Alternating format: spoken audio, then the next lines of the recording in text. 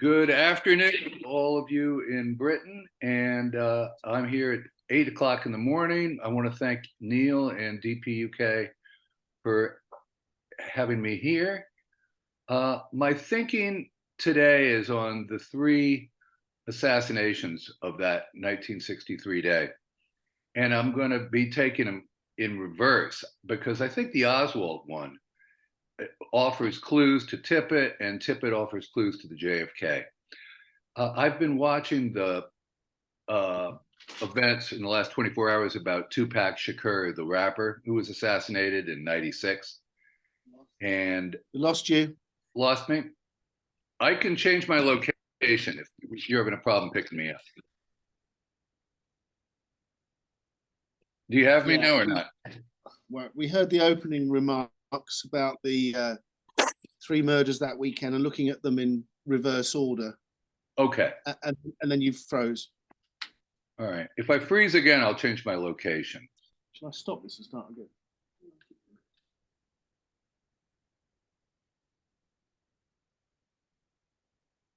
Neil, should I change my location? Would that, is it still freezing? Yeah, you have.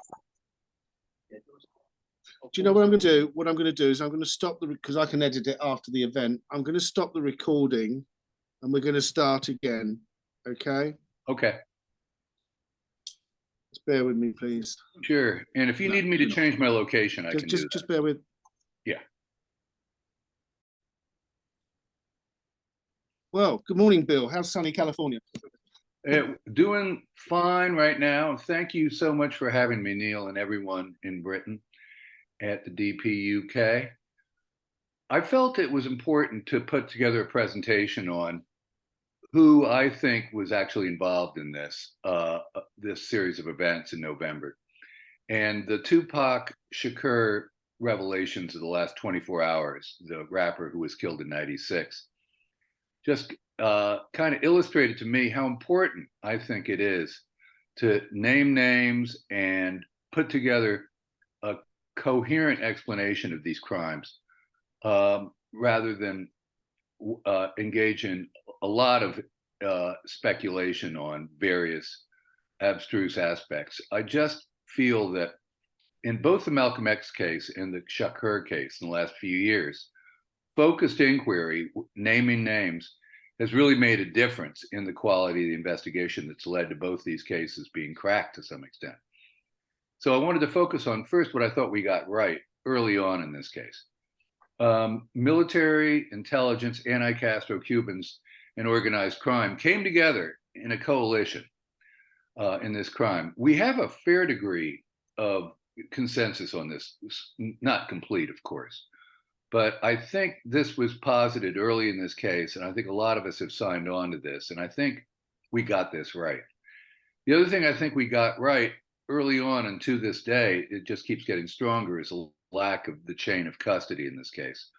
I don't have time to walk through all the details here, but you'll see it in this presentation that the chain of custody in this case is absolutely miserable, and Oswald would have never been convicted based on that alone. Next slide. Now, lessons learned is the other piece of this.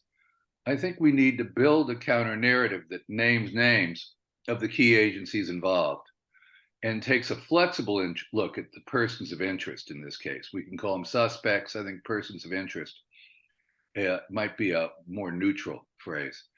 And there's three aspects to this case. I'm going to focus on the bottom of the three because we got a top, middle, and bottom to this operation. I believe at the top, you see people like David Morales. Say he's with the CIA, and of course he was, but a lot of people don't know he was also cross-designated with the military going back as early as 1950, and I don't think that cross-designation ever went away. Howard Burris at the Pentagon, he was LBJ's aide. He enabled LBJ to know the situation in the military better than JFK did, according to John Newman. And Burris had deep Dallas connections. He was from that part of the world and is a figure who really has not been given the scrutiny he deserves. I put him right up there with Morales. in terms of the ability to bring in players and control things.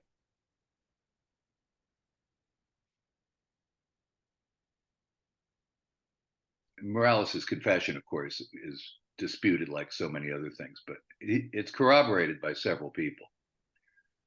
And in the middle, if we move to the middle flank of this operation, I think you see what I call the Lumpkin-Ganaway network of Army intelligence and the Dallas police. Both these men had key roles within the Dallas police and were Army intelligence reserves and were part of a network of what's been described as up to 50 people who are cross-designated with Army intelligence and the Dallas police. And of course, I don't want to forget fellows like Carlos Marcello and Johnny Roselli of organized crime. Both of them made key admissions, Marcello on tape when he was in prison, Roselli to various people like the Washington Post before he died. And these fellows worked the crime CIA side of the street as well. And then at the bottom, there's Dallas police. And I'm thinking specifically of people like George Butler, Jerry Hill, and Pinky Westbrook, who I think were key in helping orchestrate not just the cover up, but the setup of this attack on the president as well. So next slide, please. I want to turn to the mechanics on the ground. And here, as I mentioned, Lumpkin and Ganaway were cross-designated between Dallas police and Army intelligence. They're kind of the connective tissue. And I think they brought in the higher echelons of the US military. Only the US military could supply the snipers needed at Dealey Plaza. I'm convinced that nothing less than a top grade sniper could have done any of these headshots. And I believe there was at least two, as Tink Thompson wrote in his recent book, Last Second in Dallas. Only the US military could control the autopsy, no matter where it was, whether it wound up at Bethesda, which it did, or Walter Reed, which it could have. They were going to be in control of it, and we know what happened there. Next slide, please. There's 6 Dallas officers that I want to focus on as persons of interest. And George Lumpkin, he was the deputy chief of the police. He ran the service division. He was the focal point of the search in the opening hour or two after Kennedy got shot. Pat Ganaway, who was the head of the Special Services Division. Special Services is very important. They had an underground bunker. They communicated nationwide and statewide and locally through their civil defense network in Fair Park. And Ganaway was the head of this division, which ran intelligence and criminal and narcotics and vice, all the hot button issues. Pinky Westbrook was the internal affairs chief of the Dallas police. So he knew the hiring and firing and the dirt on all the cops. And he held the Oswald wallet in his hands, according to the video that we have seen from the Dallas TV stations, which is a story in itself. His underling, if you will, was a powerful guy in his own right named Jerry Hill. Although he was low on the totem pole, he was a ex-reporter for the newspaper and handled the media very well, and also juggled the key evidence in this case in the first hours in extraordinary ways. Kenneth Croy, who's more of a squirrely reservist type cop, he claimed to have found Oswald's wallet in the street of the Tippit killing, whether you believe that or not. I don't believe it, but I believe he did tell this story. And the Warren Commission was convinced he aided Jack Ruby at the moments of the killing of Oswald. And then George Butler, finally, he ran security in the basement at the Oswald killing. So I'm going to move pretty fast here because I've got limited time. I'm trying to tell a lot of different stories, and I want to tell them well. So I may be a little short on the details, but you'll get the gist here. Next slide, please. 4 agencies collected the evidence. FBI was compromised because Oswald was a source and created the paper trail. Same with the CIA. Now, the Dallas police, their approach was they had no knowledge of Oswald. George Butler and many officers were active in the Klan and the Birchers and knew Ruby. So they played a very important role in collecting evidence, but they had a very strange posture about not knowing Oswald. And then Secret Service had no interest in Oswald. They never got tipped off by the FBI about Oswald, which a lot of people have argued, rightly, I think, that they should have known about Oswald. But we do know that many agents dislike JFK. Next slide, please. Now, how is it done? This is what I call walk the cat backwards. First, look at the killing of Oswald.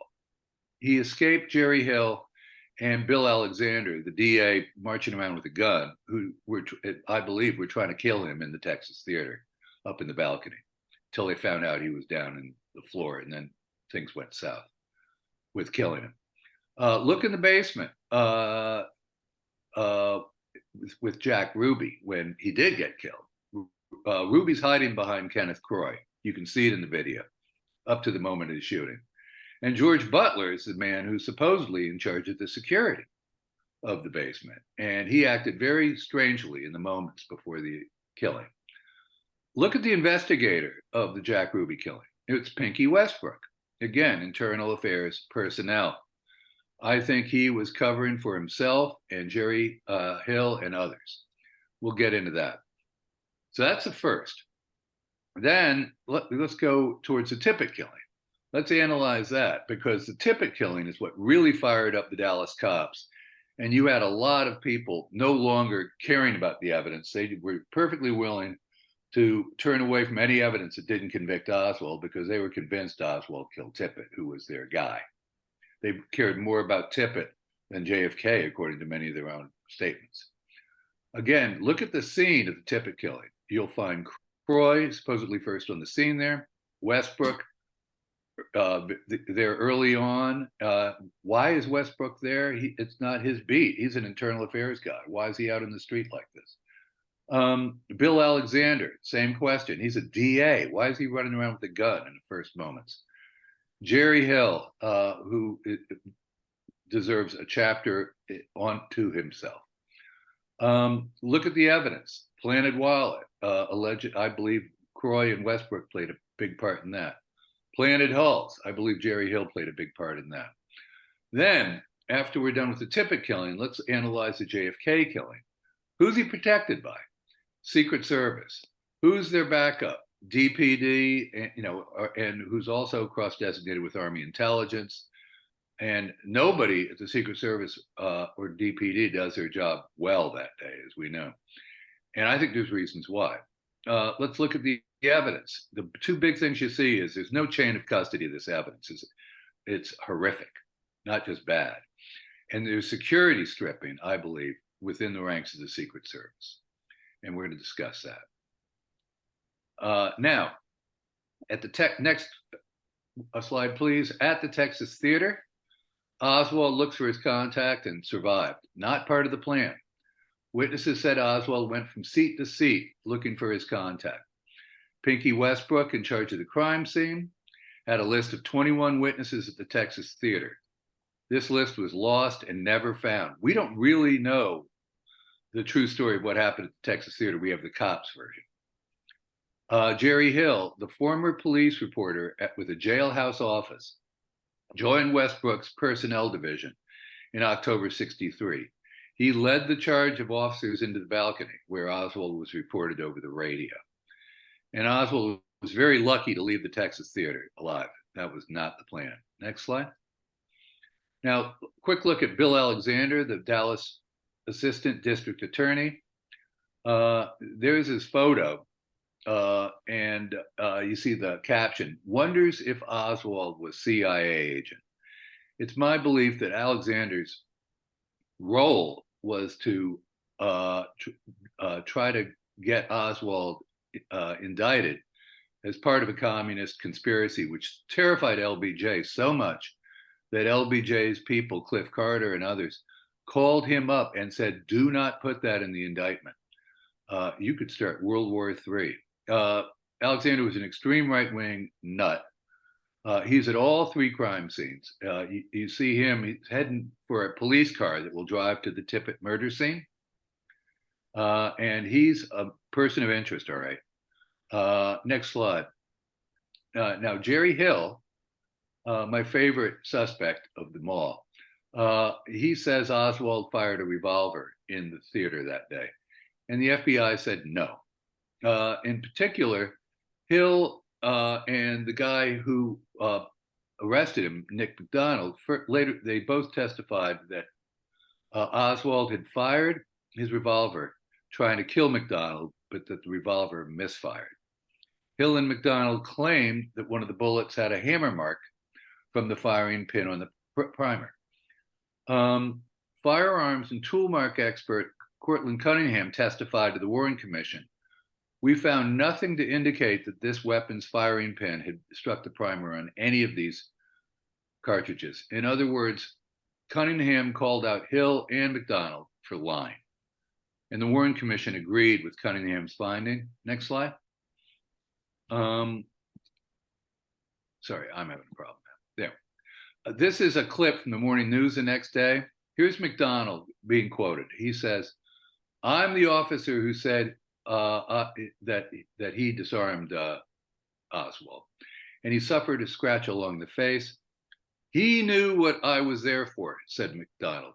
He didn't give too much trouble. That's an incredible statement. Next slide, because here's Seth Canner's notebook, and McDonald is saying the next day, there's a struggle at the time of the arrest in the Texas theater when the pistol snapped at another officer's hand. That's McDonald, of course. And so how can he not give too much trouble and try to kill McDonald at the same time? McDonald is a con artist, as far as I'm concerned. Now, here's another great con artist. Next slide. George Butler. There's his photo. He's the man in charge of the transfer of Oswald. Next slide. Reporter Thayer Waldo said Butler, security chief in the Dallas Police Department, was a nervous wreck in the final moments. He told this to the Warren Commission. And Butler agreed. Butler never, of course, was called by the Warren Commission. Instead, Butler threatened to sue the writers, claiming he led Ruby to kill Oswald. And that was smart because he managed to shut them up. He was a bully, terrifying guy, H.L. Hunt's driver, really a monster. On JFK, this reporter, Lonnie Hudkins, advised confidentially that George Butler, head of the juvenile division of the DPD, is considered a rightist, very close to General Walker. Heard George Butler state, I'm glad the son of a bitch is dead, but I wish it had not happened in Dallas, and other similar statements. He would make statements saying that, Ruby and Oswald were gay lovers, and Ruby was his stepfather, and all kinds of crazy red herrings when he wasn't hiding out from the media altogether. And the Bachelor and told Butler, they're not going to let you break this case, meaning they're not going to let you tell your communist story of Oswald, Ruby, World War III shenanigans, much like Bill Alexander. Now, this is Bill Turner in Ramparts here. Next slide. Butler is still a lieutenant working out of the Juvenile Bureau. The assignment seemingly gives him leeway for his activities as a self-professed leader of extreme right-wing elements on the force. In '61, while in rural Midlothian, Texas, to make an anti-communist speech, he offered Penn Jones, the scrappy editor of the paper, the opportunity to print a statewide newspaper under the auspices of the Klan. Jones was a great researcher that many of us know. Jones said that Butler boasted one half of the police force belonged to the Klan. He frequently escorts H.L. Hunt to various public engagements. It was Butler who was in overall charge of the transfer of Oswald in November 24 and gave the all clear to bring this prisoner into the basement. Next slide. This is a photo The actual slide, you can see it at David Von Payne's website. It's a fascinating one. See how close the car is in this photo? It actually taps Ruby in the butt like a moment after the shooting. But if you get a chance to go to Von Payne's website and watch this little clip, which was not on television, watch Fritz, because Fritz, you see Oswald is being shot and Fritz is looking the other way. The shot has already gone off or is about to go off. And I'll tell you, Fritz never moves his head, even after the shot. He's a homicide chief. All these police officers are trained to respond to gunshots immediately. And what had happened here was this car was supposed to be in place where Ruby is standing, and the car was not in place. And I contend it was Butler's fault that the car was not in place, and it created a crease that was perfect for the fullback, Jack Ruby, to get through. Next slide. At the Tippit scene, Kenneth Croy was the first officer. He claimed he was handed Oswald's wallet by an unidentified witness, which you'll hear over and over again in this discussion. And he filed no report. Pinky Westbrook, the ranking officer on the scene, is photographed with Oswald's alleged wallet in Pinky's hands. Pinky files no report. Pinky also told Chief Curry that no police officer visited Oswald's home in 1 p.m. He's covering for Jerry Hill, I believe, because the woman who made the report initially gave Jerry Hill's car's numbers as what she saw. Hill, on his part, claimed that Oswald's wallet was found on him at the arrest. So something went wrong at that day with the whole arrest of Oswald, which I think was supposed to be the killing of Oswald. And the story got kind of mucked up, for lack of a better word. Here's another example. Hill's car was reported to be honking its horn outside Oswald's home in the minutes before the Tippit killing. Jerry, on his part, admittedly lied until 1986 about his radio call regarding automatic hulls. He was making a call from the Tippit scene saying there were automatic hulls. As you'll see, he didn't tell the truth on that until 1986. He lied to the Warren Commission, saying I didn't make the call. The Tippit hulls themselves have no initials, no chain of custody that's worthwhile at all. And Bill Alexander, he's at the Tippit scene waving his gun at almost every scene, and basically just causing havoc. Next slide. I'm going to ask you to take a look at the Tippit scene wallet and Oswald's arrest wallet. It looks that there were two wallets made by the same manufacturer. The scene wallet is similar to the arrest wallet. So if we can go back and forth to the next slide, please. And that's the wallet in custody at the National Archives. And then there's another one, if you go one more slide, that's taken from the crime scene. They both have circular snaps, metal strips, zipper over the compartment. One appears to have square corners and a metal band running from edge to edge. The other has rounded corners and a metal band that doesn't run from edge to edge. I don't want to dwell on this, but these are very similar wallets, but I think they're not the same wallet. I think a game is being played here. A similar game is when you go inside the wallet. Next slide, please, showing the Alec James Hiddell draft card with his photo on it, which is not the way a draft card is done. You see how sloppy the work is. This was some early attempt, I believe, created by Oswald himself. Again, a longer discussion, but the point is, if you're out to shoot the president, you don't bring a piece of work like this with an alias on it and a mucked up card and the rest of it and put it in your pocket. I think this got planted on him one way or the other, from his possessions in his home brought to the scene. Very troubling to see this here, because the Alec Hiddell name was tied to the rifle. That's what the rifle was ordered in under that name, the rifle that was found at the book depository. So this convinced, my parents and a lot of other people that Oswald and Adele were one and the same, and the jig was up. Am I coming through okay, Neil? Yeah, that's great. Good. Okay, let's turn to the next slide. A comparison of the 38 automatic that Jerry Hill supposedly found at the scene and a 38 special. If you take a look at these, Jerry says that it tells you right on there it's a 38, but 38 specials are what the Dallas police use, and it was a 38 special shell that was found at the scene. And so, if it said 38 special and on the bullet hull itself, and yet Jerry reports it as a 38 automatic. That was really a whopper. Next slide, please. Hill's misidentification cannot be passed off as a simple mistake. This was a tool of the trade. 38 special bullets were used by the Dallas police, period. When Hill testified before the Warrant Commission, and he gets a very carefully phrased question, he denies under oath he made the radio call about the finding of 38 automatic shells at 1:40 p.m. He claimed he wasn't using the call number as much as another officer, and it was wrong to think he made the call. And then 22 years later, he admits to our friend Dale Myers that he made the call. How did he determine they were 38 caliber? 38 stamped on the bottom of it. I looked at the bottom.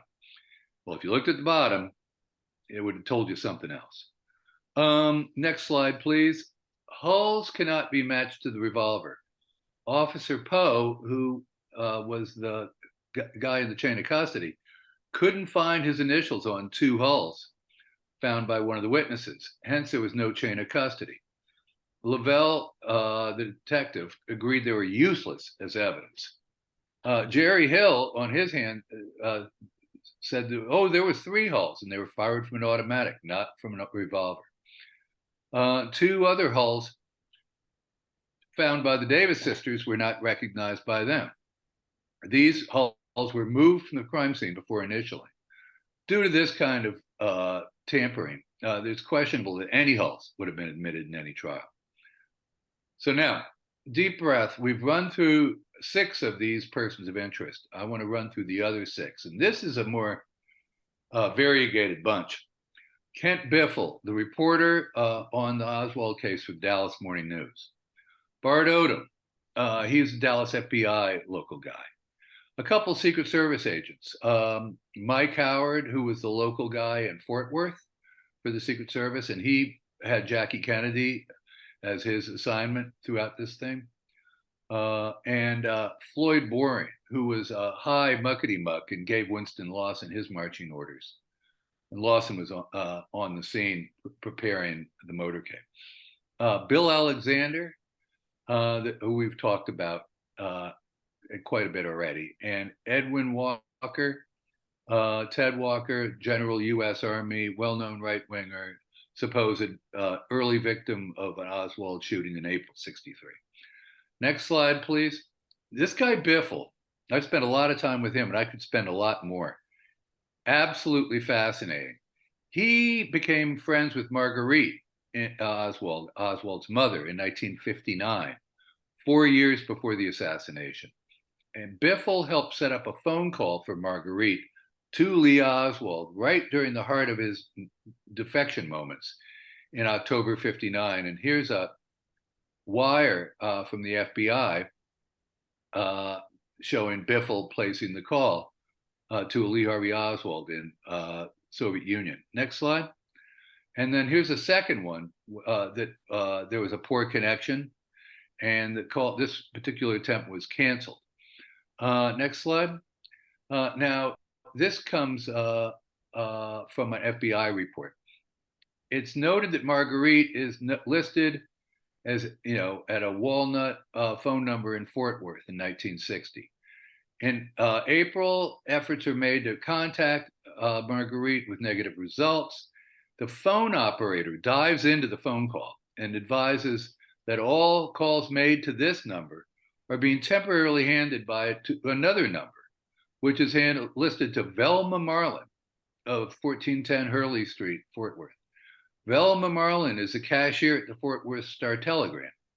And this is where Biffle was a stringer, as well as with the Fort Worth Press.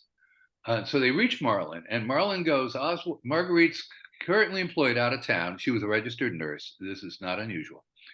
And so Robert knows her address. And so that's how they finally find her. But Velma is acting as her phone operator and message taker and everything else. And you got to wonder what in the world is this tight relationship going on between Velma and Marguerite. It seems pretty obvious when you see the number of articles, there were 3, that were written in this era after Oswald's defection, that Biffle knows the Oswald family extremely well.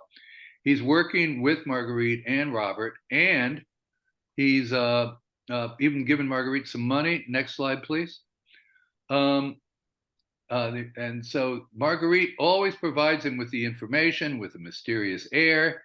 He clarified that Marguerite would contact the Fort Worth Press asking for Biffle, but they claimed that she would never leave her phone number. She said, I can call later with some confidential information. So it's kind of a spooky relationship going on between the two of them. And Biffle was a source for the Dallas police as well. You can see it in one of these items. In the police reports, he's mentioned as T23. We don't find this out till quite recently, or at least 35 years after the assassination. And a lot more about Biffle later on.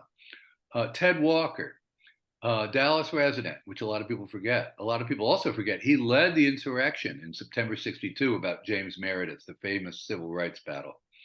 In October 62, he's locked up in the federal psychiatric unit at the direction of the Kennedys. In April 63, he is the alleged assassination target inside of his Dallas home by supposedly Oswald. But one of the right-wing organizers was Robert Surrey, one of the few men who took the Fifth Amendment to the Warren Commission. His sons have stated in recent years that they believe it was an inside job, that it wasn't Oswald at all, that Walker set up this whole assassination for publicity for himself. He was a close friend of George Butler. They ran in the same circles. In summer and fall of 63, he's running around with Felipe Santiago, also known as Amquip 1. He was a very dangerous anti-Cuban exile, so dangerous that the Castro Cubans captured him and executed him in early 64, which was a tragedy on many levels. November 63, Walker admitted to a German newspaper that he knew about Oswald's attempt to kill him before the reveal occurred a few days later by the police saying, we got some evidence from Ruth Payne indicating that Oswald was trying to kill Walker. But he knew about it beforehand. How did he know? June 64, Ted Walker is named by Jack Ruby to the Warren Commission. It's a key reason why he is not safe in Dallas and why he should be shipped to DC so he can talk. And says Walker is one of the major players. And they forgot that as fast as they learned it. Next slide. Now here's Lawson from the White House Detail. And he answered to this fellow, Floyd Boring. The point here is simply to show that he was one of the guys setting up the motorcade, the itinerary, post assignments, etc. And Lawson got his marching orders from Floyd Boring. Next slide. A good clip. For reasons of time, I'm going to keep moving. This one shows the lineup here. The important thing here is if you look at the lineup, the limo is number 4. Now there's a national press pool car with where you get the photographers in place so you can get good shots of the president. That should have been between 3 and 4. And instead, the Secret Service pushed it to 9. And as you can see in the next slide, Tom Dillard from the Dallas papers said your car was about 6 behind the president's car. We lost our position out at the airport. I understood we were supposed to be quite a bit closer. We were assigned as the prime photographic car, which, as you probably know, normally a truck, a wire service truck, a lot of people call it, precedes the president on these things, and certain reps of the photographic press ride with the truck. And they didn't get the photos about Kennedy being shot. Why? Because the Secret Service, I maintain, cut them out of it. Next slide. Dillard forcefully said the same thing on November 20, 1993, 30 years later, telling the TV audience the flatbed truck was canceled at the last minute. And here's an AP photographer basically corroborating that. He said, we protested, but it was too late. That was never going to happen. And this is part of what security stripping is. Now, the contentions are, and I've got to run this down, so I'm not the best guy on this, but my understanding from people like Vince Palomara is that Boring told Lawson, I want police with machine, and not all at the same time, but police with machine guns, don't want them in the motorcade. They often were there for the fear factor and to be able to fight back effectively. Motorcade route was supposed to be kept secret, even from the police. The route kept changing into the last days. The motorcycle, and what I understand is even Conley was surprised and not happy that it was even going to be a big motorcade like that. 8 motorcycles flanking JFK were reduced to 4. The cyclists were ordered to keep to JFK's rear, and then other Secret Service people like Gerald Blaine kept saying, oh no, JFK told us to keep them away from him. That's not true. And then the dogleg turn at Elm and Houston is added, and that reduced the speed to 9 miles an hour, which you're never, ever supposed to do. Now, guess who managed to break his way into the motorcade? It's Kent Biffle. And his buddies at the Dallas Morning News, they literally crashed the motorcade, got inside about 9 cars or so behind the president, maybe 10 or 11. Biffle exited the car and ran up the knoll. He then entered the book depository with the TV reporter Tom Allier. Allier and Biffle claimed they both got in the door at the same time, right before they stopped any other reporters from getting in there. I mean, we're talking seconds, maybe a minute after the assassination. Biffle's perfectly in place, and so is Allier. Biffle's the one I'm most concerned about here. They were not supposed to be part of the motorcade at all. Next slide, please. Now, Biffle, here's his story the next day, and he says nothing about having been on the 6th floor while Allier literally filmed the finding of the rifle, which I do think was a Mannlicher, but I think they had a lot of nonsense stories about other rifles to cause chatter and confuse, which has continued right up to this day.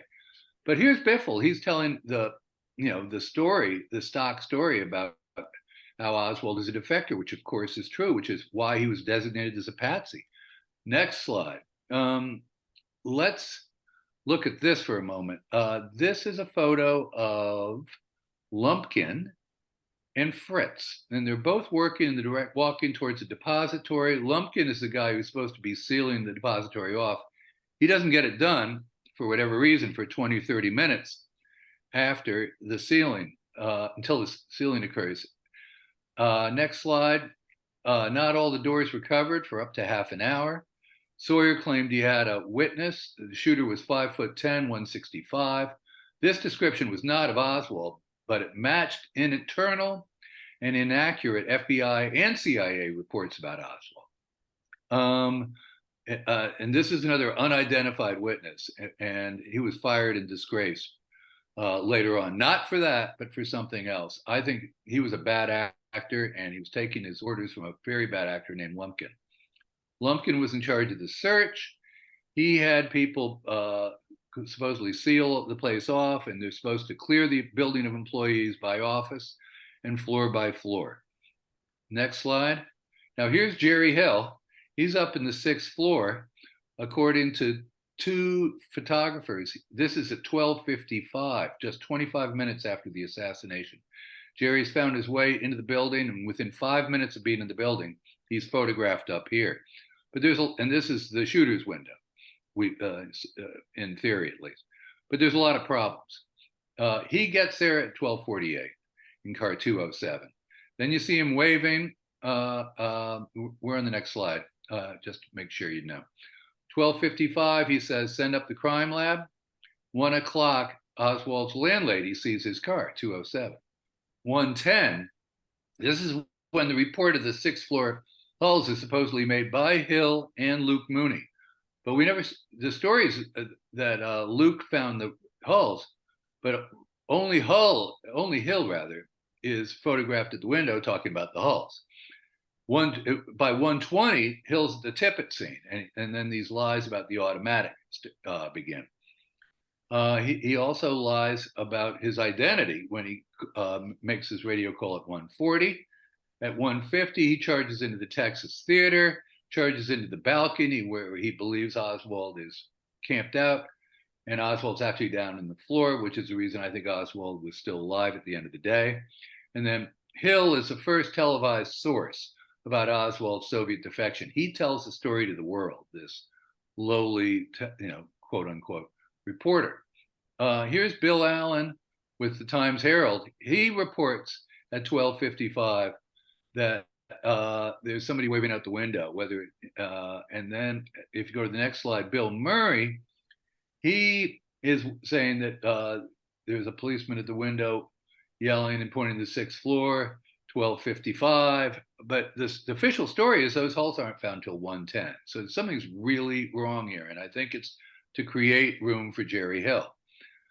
And the cops are telling the story, and the cops who make up the story are people like Lumpkin and Westbrook and Hill.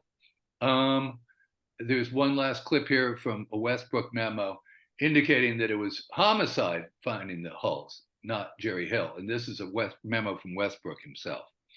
Next slide. Now look at the stories about the rifle. One story is that on top that it was an old 30 caliber Enfield with telescopic sights. Now a lot of people know that Buell Frazier was picked up and almost charged with the killing of the president or being a conspirator, and they seized his Enfield rifle. But 4 or 5 hours before they seized his rifle, it went out over the nationwide TV that an Enfield was the rifle. And then, of course, Fritz and those guys started spreading stories about the Mauser. A Mauser had been seen in the building that week. That caused a lot of confusion. Another fella with the intelligence wing said, no, it wasn't an Enfield. It was a Japanese rifle. I mean, just all these stories, all the day after. There's something really wrong going on here, and I don't think it's accidental. Same with the roll calls. Biffle spent much of the afternoon in the building where he sees officers finding the rifle and much more. He supposedly sees 2 roll calls. He says the second one at 2:30, everyone was there but Oswald. Oswald was already in custody. Many FBI reports reveal that most people were in custody or left by 2:30. But yet, people like Ganaway, next slide, who's the guy in charge of special services, he is quoted the next day as saying, Oswald was the only one who didn't show up at the roll call and couldn't be accounted for. Most of these people were locked out of the building and were absent when the police search began. Next slide, please. I know we got only a couple minutes left. I may cut it off a little bit early. That's all right, Neil? A couple more minutes? Yeah, carry on. You've probably got another 2, 3, yeah. Okay. So the Civil Defense Unit, again, as I mentioned, this is where they could contact all over the country from special services. Next slide. This is the rifle itself being carried by the Dallas police, a forensic guy. And then next to him in the checker jacket, that's Bart Odom. And the next slide, that's Odom's photo. Odom joined Lieutenant Day, City Hall, and watched the rifle go into custody. This is a quick clip showing that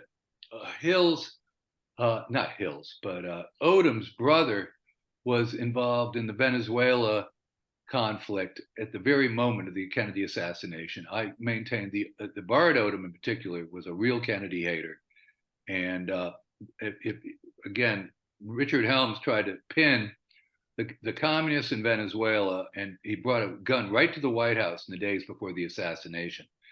And I think all this was a variety. It was kind of like a black op to throw the president off. Um, Next slide, about Tomlinson. Odom fiddles with the evidence pretty badly, in my opinion.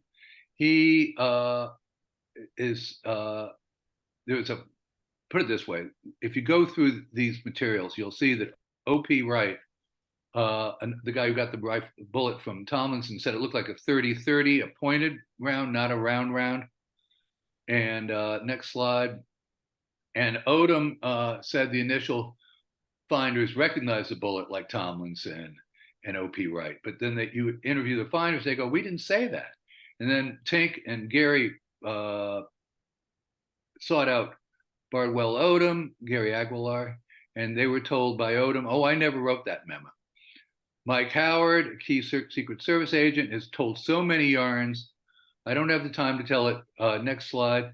Well enough, but suffice it to say that Mike Howard went to the extent of getting a story by Thayer Waldo, one of the very best guys at the newspaper, to write an article saying that there was an eyewitness to the shooting of Kennedy by Oswald.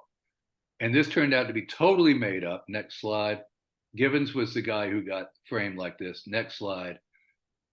Mike Howard and his brother, who was Dallas law enforcement, Texas suburbs guy. Next slide. They're the ones who told the story. Mike Howard said, I was scared to death. I thought he would kill me too. Then Givens changes his story in April '64, but it's too late. By this point, Givens has now changed his story, at least to the extent of saying, well, I didn't see the shooting, but I saw Oswald go up to the 6th floor. And he's still the main witness to this day on that. Lumpkin took the Oswald photos and spread them all over God's green creation where anybody could take them if they were a law enforcement officer. There was no security. That's how that leaked. He leaked the diary. Bill Alexander leaked the diary, and Lumpkin was in on it. The Oswald diary went out months before the Warren Commission report and really made him look bad. And to summarize, Jerry Hill was no longer with the police force years later, but he was in charge at a night job, at a film library, at TV station, and he was inquiring about film footage of the assassination. He made visits to these stations during the week after the assassination. And there's a lot of film footage that was missing, period, as a result, I believe, of Hill's actions. So these are guys who really deserve a lot more scrutiny. And I think in terms of the people on the ground, I think that they're the people we should be looking at. And then follow the train upwards. I think you're going to find the military in particular playing a central role for the reasons I've said. So thank you. Yeah, thank you, Bill. So we have got up to 10 minutes for Q&A. Shall I just throw it out to the floor to start with? Anybody that wants to probe? I have a question. Hi, Bill. Paul Blow speaking. Hey, Paul. How are you doing? Good. Santiago, for some reason, I'm thinking he's maybe a walkie-talkie guy. Am I right or wrong? You're thinking he's which guy, Paul? Walkie-talkie guy. You know. He may be. He may be. If you pushed me on that subject, I'd say that he's the number 1 or 2 suspect. Walkie-talkie guy, and I think Larry Hancock believes that too, right? Yeah, I'm basically on board with Larry on Santiago being there. Okay, thank you. You didn't touch on Hugh Ainsworth. Oh, I'd love to. Well, Ainsworth was the guy who got the diary from Bill Alexander. Ainsworth if I had 200 years to live, and maybe I won't, but I would love to write something more substantial about these reporters like Yeah. Biffle and Ainsworth. Bad actors. Absolutely. Jim Mule, do you have any thoughts on Jim Mule? Reporter? Jim Mule, the police reporter. Yeah. You know, he's one guy I've not given my full evaluation to yet, but there's a bunch of stories about who drove in whose car, and there's a lot of confusion about that, and Yule really fuels the confusion. I don't trust. You know, he's a police reporter like Jerry Hill was. These guys they're utterly dependent economically on the cops. So absolutely, it's hard to evaluate a guy who's embedded as closely as he is. Yeah, I mean, of course, Ainsworth was at all of the sites as well. That's right, all the sites. The mad chase from Dealey Plaza to Oak Cliff, and searching the furniture store and the library, the theatre, 10th and Patton. I mean, they're all connected in this mad chase. Yeah, and mad chase is the right way to put it, Neil. Yeah. What do you think of Crichton? Jack Crichton? Crichton. I would put him on the middle level if I were doing a middle level analysis. I should give credit to Alex Cox for this presentation. He's the one who coaxed me to do it. And I sent him a copy of this some months ago. He said to me a couple of years ago, he goes, you know, we really ought to try to put together a group of 30 that did this operation. And so the way I'm trying to think about it is, well, I got 12 here on the ground. And then people like Crichton are kind of like the connective tissue between the cops and the higher ups in the military. I think if I do a middle section someday, Crichton would be right in the sandwich.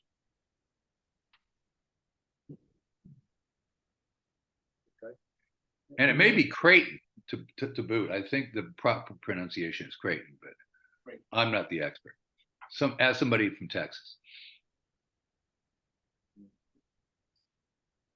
And how do you feel about Stuart Reed? I mean, he's in the right place at the right time, photographing the bus.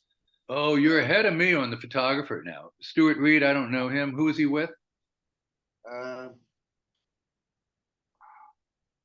what did he take photos of? Maybe I should ask. The photographs of the Marcellus bus, and obviously. Oh, yeah. I just don't have enough information. No, it's funny. When I put this kind of thing together, I just keep being reminded that we've got all kinds of information, of course, about this case. But when you get to the important evidence, we're still stifled with too little information about what the movements of many of these people. Okay. Because I think a geochrono is what needs to happen in this case for the researchers, and then that geochrono could be turned into a TV series. I'm always pitching that because I think that our friend Rob Reiner, who used to play Meathead in All in the Family, the TV show in America, did a great job. Is doing what may be a series in November. I don't know what kind of presentation it's going to be, whether it's a documentary or not. But he's always talked about doing a series, and that's what I think needs to happen, one or two or more. Absolutely. Anything else? Well, Bill, thank you very much indeed. It's great to have you again. And you're going to be in Dallas, aren't you, this year? I'm going to do this presentation in Dallas. I'm actually going to be in Pittsburgh with Tink Thompson and Gary Aguilar and Doug DeSales. We're going to propound Tink's theory about the last second in Dallas and the double headshot. And Landis is going to be in Pittsburgh, isn't he? Oh, yeah. He's going to be right after us. And we're going to be talking about Landis and what he remembered in '63 as opposed to what he remembers now. Because he was the guy who said, I thought the shots came from, the front. And now he's saying he can't remember. And I'm sympathetic to Landis, but I'm more interested in what he remembered in '63 than what he remembers now. Sure. All right, Bill. Well, that's great as usual, and we'd love to have you back again sometime, either to do one of our longer Zooms. Oh, that would be fun, Neil. I've enjoyed that. But that was brilliant. Thank you very much indeed. Thank you. Thank you, guys. Okay. Take care, Bill. Take care now. Bye-bye.